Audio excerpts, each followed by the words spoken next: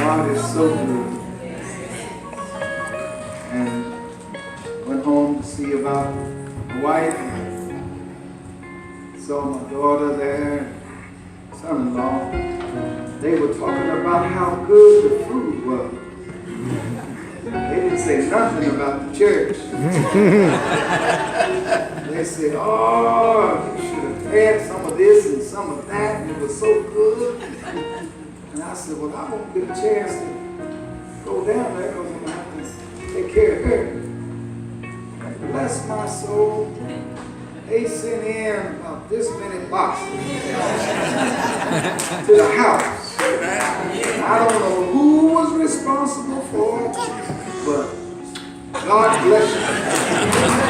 God bless you. Thinking about us, thinking about us. And quiet, I'm telling you. If I didn't know you better, I think y'all was trying to show off. Wow. It's beautiful. Oh, it's a mighty good day. Praise the Lord. Amen. Thank you. I was watching the musicians, and I can't call any names, but they just kind of went on to blink. I don't know where their minds went. I don't know where their minds went. Some of them was laying on back. I got you. I got you too.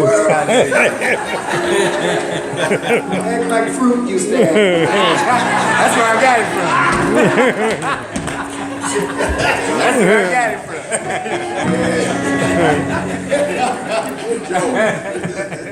Yeah. Music was wonderful. Thought came to my mind today, and when it was time to give the offering, I got to say this before I go any further. And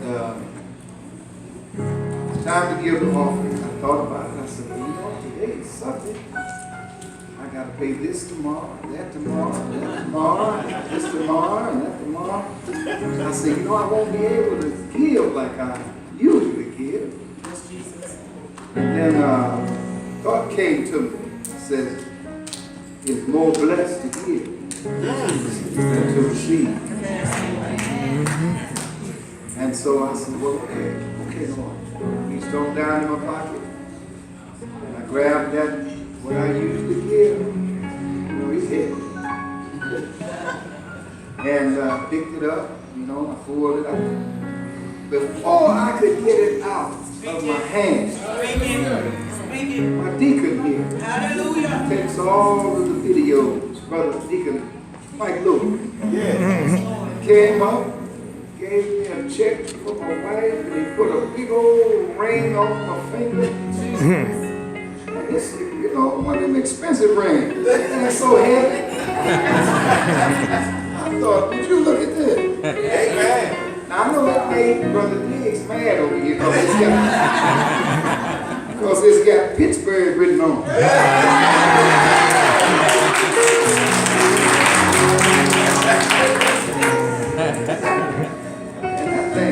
I told him I can't wear this doing while I preach.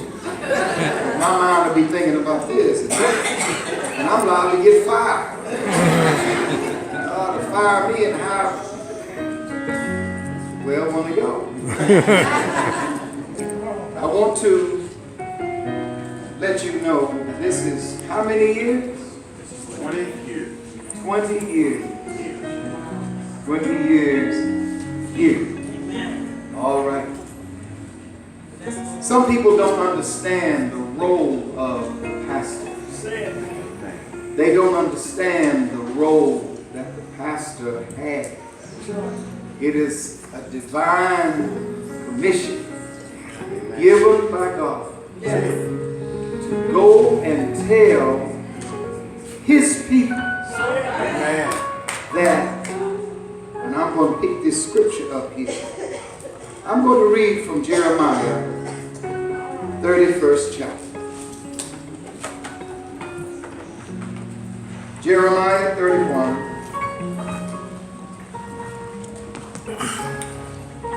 And you can read the whole chapter at another time, but I'm going to just pick out a few scriptures here.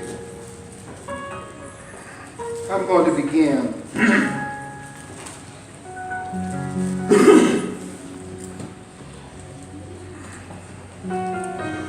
with the 22nd verse, and we're going to go on over to about the 31st or so.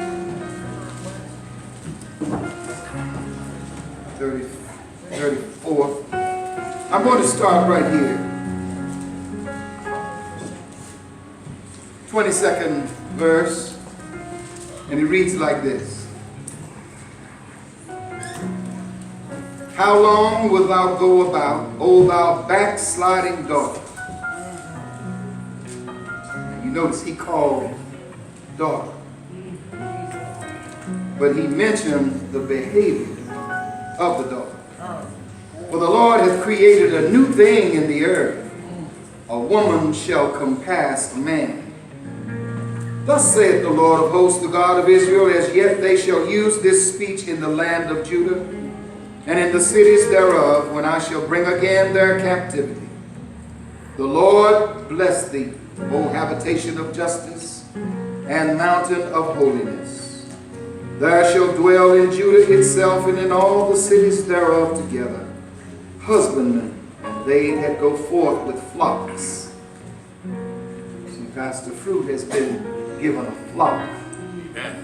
For I have satiated, which means to be satisfied. I've satisfied the weary soul, and I have replenished every sorrowful soul. Upon this I awakened and beheld, and my sleep was sweet unto me.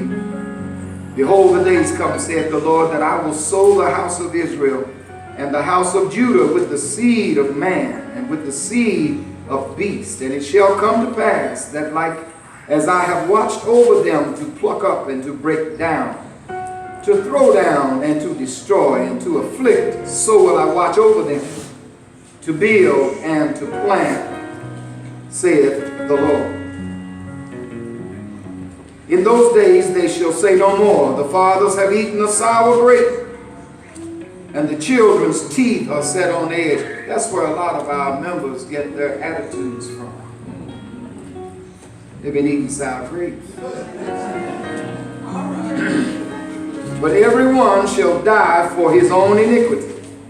Every man that eats the sour grape, his teeth shall be set on edge.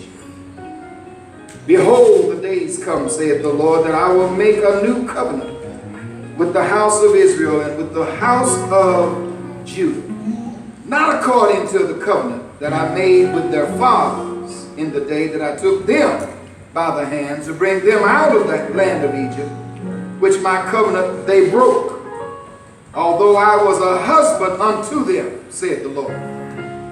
This shall be the covenant that I will make with the house of Israel, and after those days, saith the Lord, I will put my law in their inward parts, write it in their hearts, and will be their God, and they shall be my people. And they shall teach no more every man his neighbor, and every man his brother, saying, Know the Lord.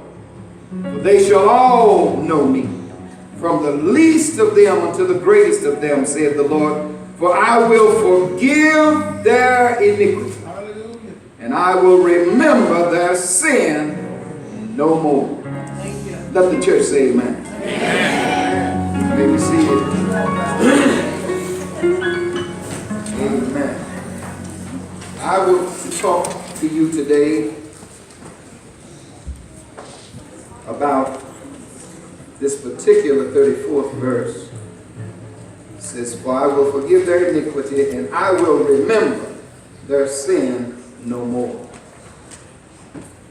I want to talk with you on this beautiful 20th pastoral anniversary day. When God forgets. When God forgets. We're not accustomed to associating forgetfulness with God. We think of forgetfulness as peculiar to ourselves. People forget. Forgetfulness is one of our chief weaknesses. For instance, we forget each other's names. We forget each other's faces. We meet folks again and again that we ought to know, that we do know in sense. But for the life of us, we cannot recall their names.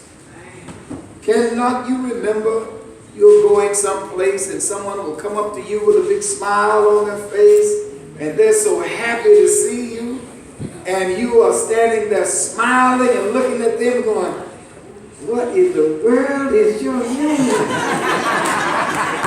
Help me, Jesus, remember this child's name. Am I the only one in here that does it? I've done it. All right.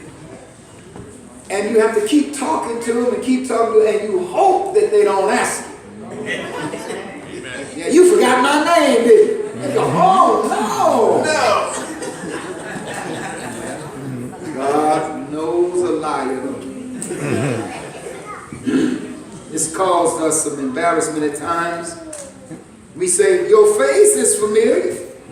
But again and again, in spite of all of our efforts to conceal the fact, we find ourselves forgetful of the names and the faces of people that we really ought to know.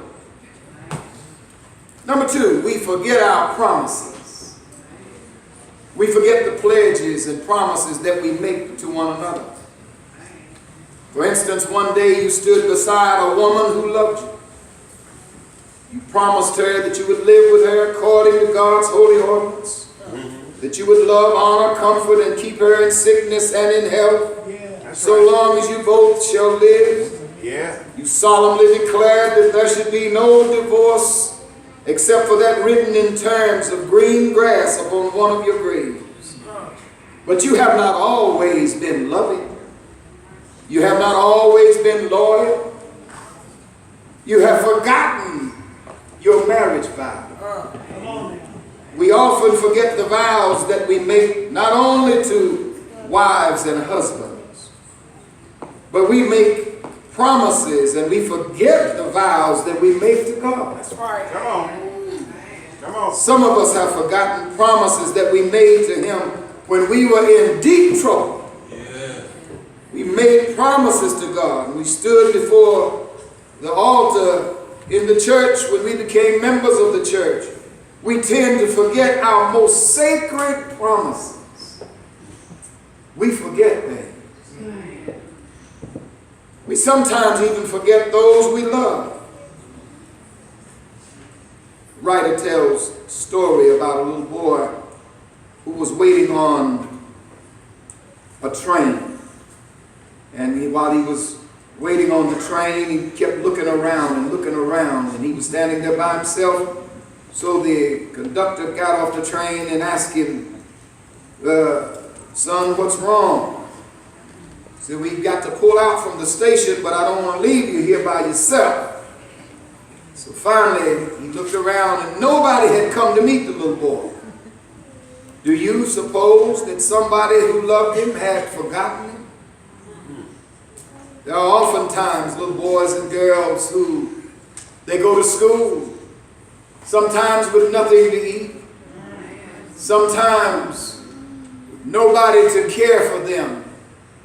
When they go to bed at night, nobody to hold them and hold their hand and tell them that they are loved, they are wanted, they are appreciated, and that they will be prayed for even while they go to sleep, that God will watch over them. I don't know what happened to the parents of today. I'm thankful that somebody didn't forget me. Amen. I know we went to a little school up in the holler. Every once in a while I see somebody that know where that school is. Brother Jackson sitting back at the back door. Got a picture with him sitting right in front of the school and the people sitting there, the little boys and girls. Somebody had to take the time to wash us and clothe us and feed us and even give us a spanking when we needed it. Mm-hmm. Not a beating now, but a spanking. Mm-hmm. Not a beating now, but a spanking. Mm-hmm. Amen. Anybody know anything about switches in here? Let me see. Yeah. I just need to know if there's wrong.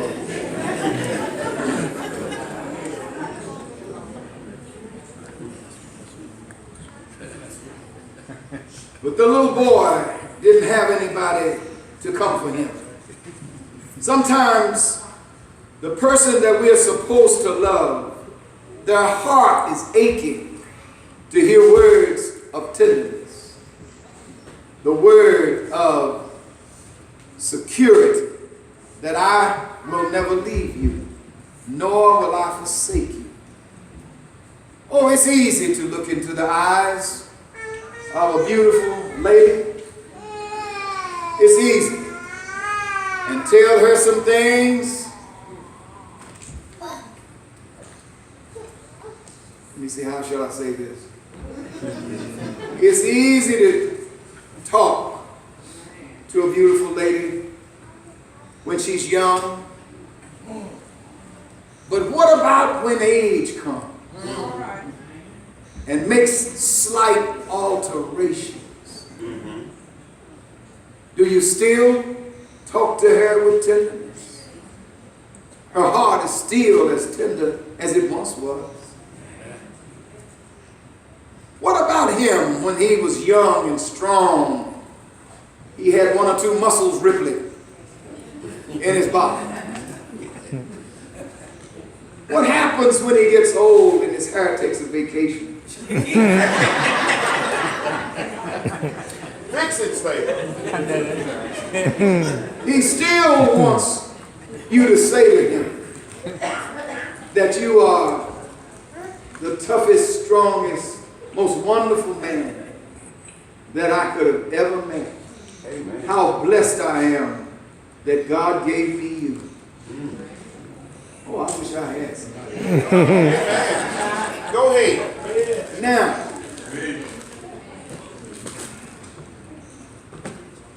somebody has a mother here that has been ignored. Somebody has a mother here that has been ignored. Nobody says anything wonderful and kind to her.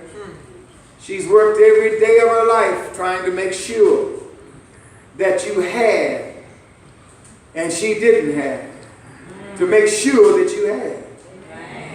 Anybody know what I'm talking about? Amen. Somebody needs to know that that mother needs to hear some encouraging words. Now, even in church, you know what it was like. You're a more experienced mother. The young mothers are coming in now with little babies. You can say something encouraging. You can say something to keep that young mother coming back to church. People need to know that you care about them. Sometimes when I look at the TV ministries, it's almost as if you're loved when you got the biggest building. But that ain't love. That's just adoration. They adore the fact that they can come to you and shake your hand and tell their friends, this is where I go to church. Ain't no love in it. But when God sent his messengers into the world, he sent them to be tent makers. A nice tent you've got here, preacher. A nice tent. God sent you into this world even before you were born. He spoke into your soul and told your soul what you would be doing. He got a commitment from you even before you were born that you would be sitting right where you are today, looking up at me, knowing that I would be right here to tell you that I'm glad to be in the number with you. One more time. We forget God. We forget God. But God sometimes forgets. God forgets just like we do. But what does God forget? When we say that he's forgetful, what do we mean? Does he forget everything? No. God never forgets his universe. He never forgets one star. He never forgets the small world that we live on. It's daylight now, the sun is in the sky, and I'm not in the least afraid that God will get so busy that he will forget to put the sun to bed tonight. I'm not in the least afraid that the sun will stand just where it is until our continent becomes a parched desert. I'm not afraid that there will never be another restful night with its life-giving dews or rain. Nor am I afraid when the sun is setting that he will forget to bring it to a resurrection. God will remember to touch the sky and make the sun come up in the morning. Yes. God will remember to kiss the hilltops with his daylight. God never forgets a single child of his. He tells us that a nursing mother may forget her child, but he will never forget one of his. God remembers to clothe the lily. He remembers the sparrow. He assures us that he will certainly remember us, who are of more value than many sparrows. God is thinking of you at this very moment. He's remembering you this holy day. You may be forgetting God. You may be thinking about your business or your pleasure or your heartache or your sin. But God is thinking of you. Your friends may have forgotten you, but he has not. Sometimes when we go through life, we have a little money in our pocket. We seem to have a lot of friends there. Oh, when we are young and sharp and looking good, we have a lot of people surrounding us who swear up and down they are our friends. I remember the day, and I'm going to go back in the time with you, this preacher here. I remember him always coming into town. He always had the shiniest car of anybody that I knew. I don't mean to tell all his business, but I used to look at him and think, who in the world does he think he is? Not only did he drive in with the slickest car, the shiniest car, but he was quick to get out of the car and had on the baddest rags of anybody. I said, don't this boy know he ain't from Raleigh County? He's from Fayette County. He ain't supposed to be looking better than us. And then he'd look at you, twist his head around, throw his head up like, what's up? Bill Fruitt was a sharp fella. And he still is. He still is. God wants you to know that your friends may have forgotten you, but God does not forget you. He knows where you sit. God knows where you live. He has not lost your street address. He has not lost you in the midst of crowds. We need to remind ourselves of this wonderful truth, that if you were lying in your coffin today, it would make very little difference, except for a few. People remember you for that long. They'll come and some will put on air, cry. Sometimes they'll bring something on their finger, run across their eyes to make water fall.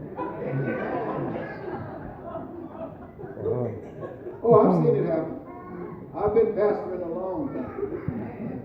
Yes, indeed. And before, this is Sunday, before Monday, 12 o'clock comes, they will have checked every life insurance. They will check every policy. They're going to check, go up to the courthouse and see what properties you got. So everybody that claims to be tight with you is not necessarily tight. You got something they want.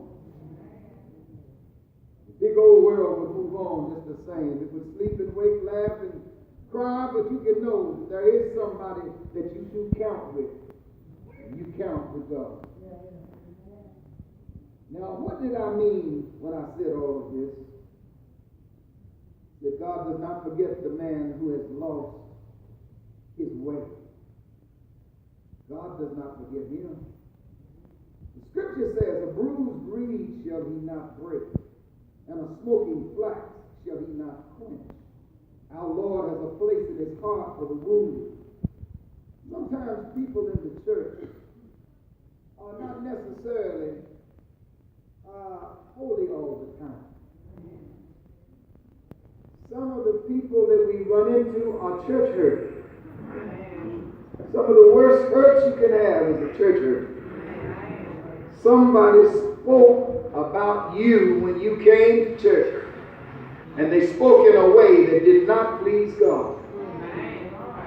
You have to understand that God says, what you have done unto the least of these my brethren, you've done also unto me. I want you to hear me today. God is thinking of our bruised people. He remembers the very best of our past. He remembers the best of our present. God remembers every kind and tender word we speak. He remembers every genuine prayer we've ever prayed. He remembers every unselfish gift we've ever given. He remembers every visit we paid to the sick. He remembers everybody's feeling for those who were less than. He remembers every tear that we've ever shed. Somebody would say to you, did you ever love? Did you ever love? Can you ever remember some of the people that you love? Oh, let's go back a little minute. I'm going somewhere. Stay with me. Now,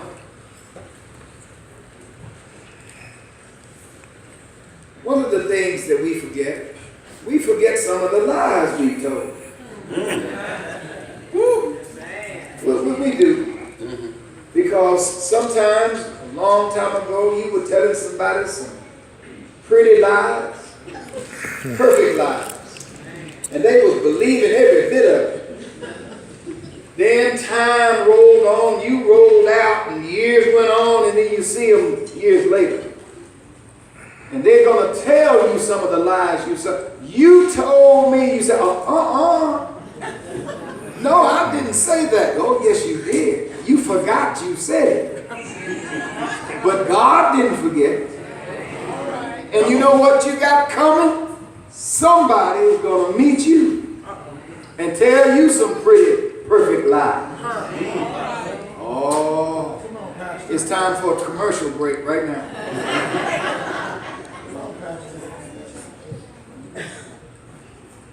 Those who love keep things that are of no great value safe.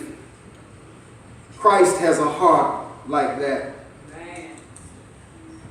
Jesus was dying on the cross and the people were yelling at him and hating him. Even one of the robbers that was hanging at his side was joining in the crowd in ugly insults. But the other robber took his part and said, dost thou not fear God, seeing that you are in the same condemnation? Amen. We indeed, for we receive the due reward of our deeds, but this man has done nothing. Remember me when you come into your kingdom. If God remembers the last and the lowest and the ugliest of us, and he remembers the last and the lowest and the ugliest things about us, he remembers that. He says, if you come to him and say, I am truly sorry, I am sorry for the wrongs I've done. I've lied to people. I've lied to the gas company. I told them I was going to pay them on the 30th of every month. I lied to the water company. I've lied to everybody I could get away with. I've lied to the church when I read the scripture when it says, will a man rob God? Come on, preacher. I lied and I shouted all over the church after I got through lying.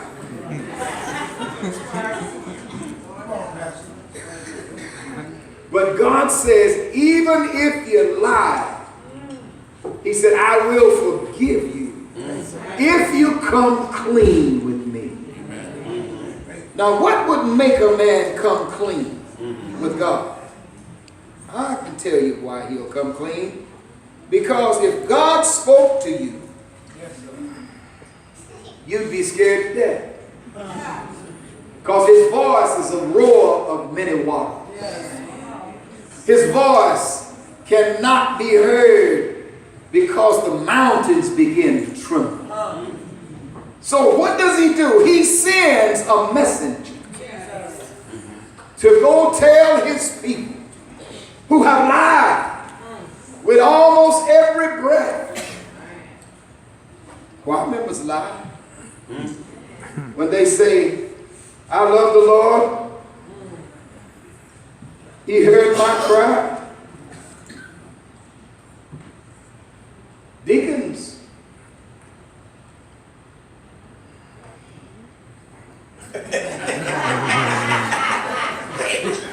preachers, deaconess, ushers,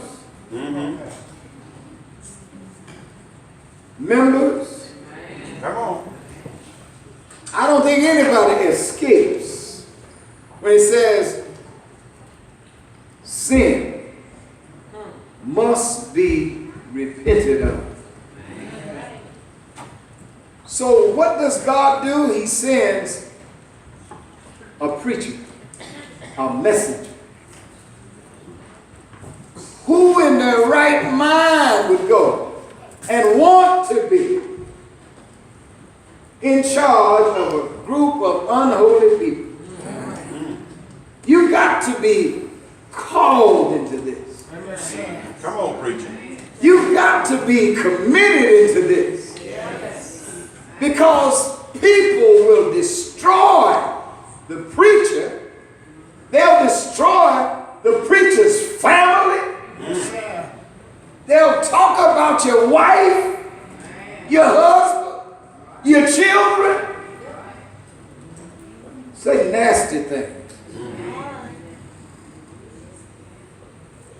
Talk about the old car you drive. They ain't putting in but 2 cents every week. Come on, preacher. They'll talk about your shoes. Look at them shoes all turned over. Oh, who would wear such shoes as that? And the preacher get up and preach on giving, then you raise your giving to 3 cents a